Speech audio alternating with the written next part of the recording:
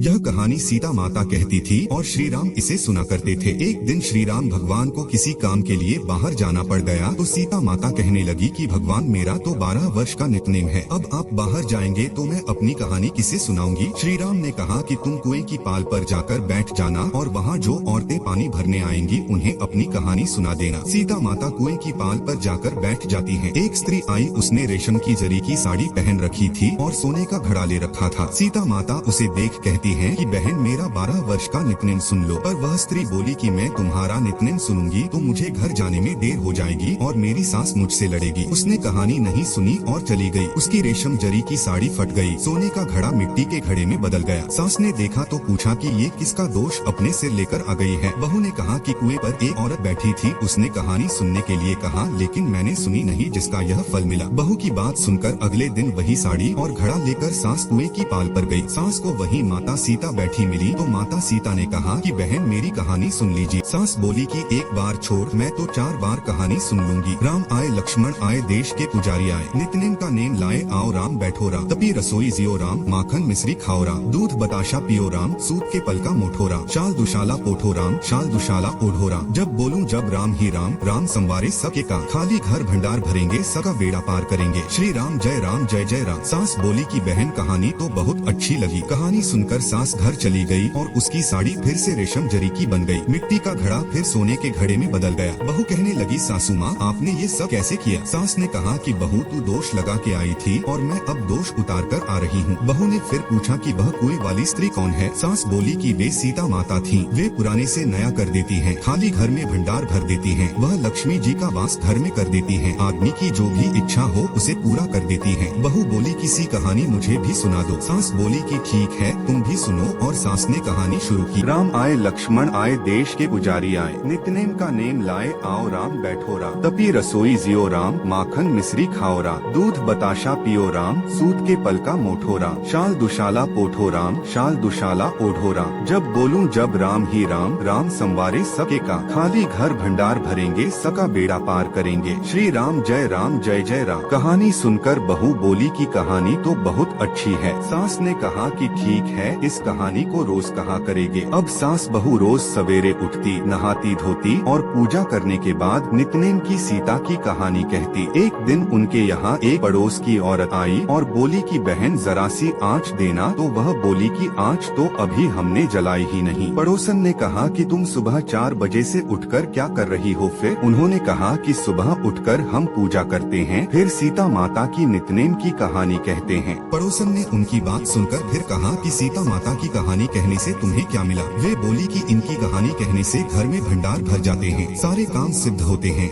मन की इच्छा भी पूरी होती है। पड़ोसन कहती है कि बहन सी कहानी तो मुझे भी सुना दो। फिर वह बोली कि ठीक है तुम भी यह कहानी सुन लो। राम आए, लक्ष्मण आए, देश के पुजारी आए, नितनेम का नेम लाए, आओ राम बैठो राम। सारी कहानी सुनने के बाद पड़ोसन कहने लगी बहन कहानी तो मुझे बहुत अच्छी लगी। अब वह पड़ोसन भी नितनेम सीता माता की कहानी कहने लगी। कहानी कहने से सीता माता ने पड़ोसन के भी भंडार भर दिए। अब तो पूरे मोहल्ले में नितनेम की कथा चल पड़ी, हर किसी की मनोकामना पूरी होने लगी। हे सीता माता, जैसे आपने उनके भंडार भरे वैसे ही आप हमारे भी भंडार भरना। कहानी सुनने वाले के भी और कहानी कहने वाले के भी